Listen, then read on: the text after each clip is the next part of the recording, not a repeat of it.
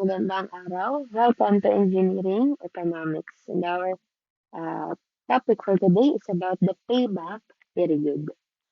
So at the end of this module, you should be able to first define the payback period, to calculate the payback period for different investments, and to analyze the advantage and limitations of using the payback period as an investment appraisal method.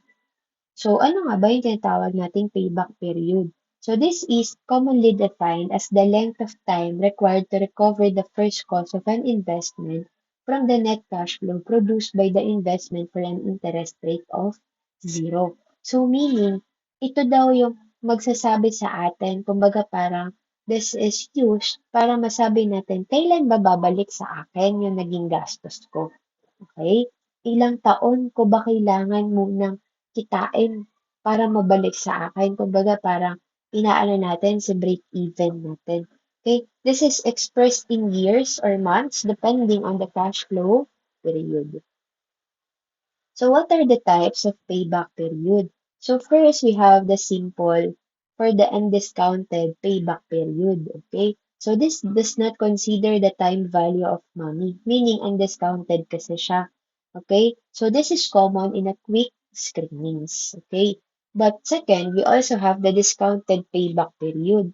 Uses discounted cash flows to account for the time value of money.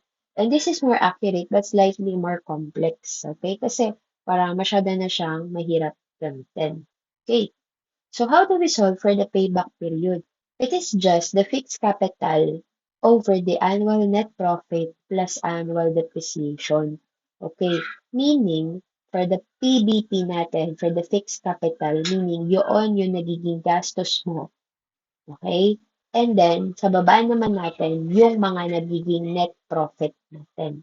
Okay? So, meaning, lahat po ng mga tinatangga o lahat ng mga bumabalik sa atin. Okay? If the PBP is less than or equal to the maximum acceptable payback period, then you accept that. But if the PBP is greater than the maximum acceptable payback period, you're going to reject that one. Okay? So let us now solve for the sample problems. Example number 1. A machine costs 600,000 and generates annual savings of 150,000. Solve for the payback period. Okay. So kailangan lang natin kuhanin yung mga value, mga given natin. Sabi sa atin, a machine costs 600,000. So meaning that is a fixed cost. Okay. So that is a fixed cost which is 600,000. And then, sabi din sa atin, nag-generate daw siya ng annual savings. Ano yung annual savings niya? That is 150,000. Okay? Yun lang naman yung binigay sa atin, di ba? Dalawa lang. So therefore, we can now solve for the PBP using the undiscounted. Okay? So, ang gagawin lang natin dito using the formula, capital over the profit. Okay? So therefore, that is just 600,000 divided by 150,000. Okay. Magkano ang makukuha nating payback period? That is equivalent to 4 years. Meaning, para makuha mo, maibalik ko sa'yo yung 600,000 mo, kailangan mo munang kumita ng 4 na taon ng talagang magkano? 150,000. Okay? Para mabalik sa'yo si 600K. And next example natin, a company has a working capital of 20 million and a fixed capital of 80 million. Annual depreciation of 5M and the expected annual net profit is 16M.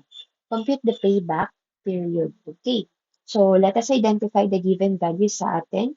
We have the working capital of 20 million.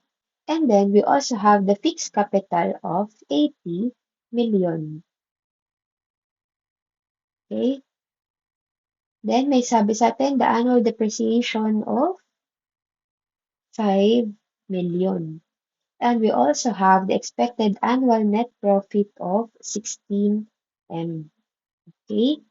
So meaning, annual net profit natin is 16M. Okay? And then we are just asked to compute for the payback period. So let us solve for the payback period. Okay? So that is just the capital over, actually that is just the revenue. Okay? So with that, capital natin, ito, both capital ito, tama. And then this one is the revenue. Okay? So with that, the capital should be 20M plus 80M divided by the revenue of the annual depreciation of 5M plus the annual net profit of 16M. Okay? So with that, ang makukuha natin na PBP is equal to 4.7619 years. Okay, and this is now our final answer. Okay, and you try to answer this one. All right. So to be submitted again on a yellow paper on March 16, 2026. All right. So that's all. Thank you for listening.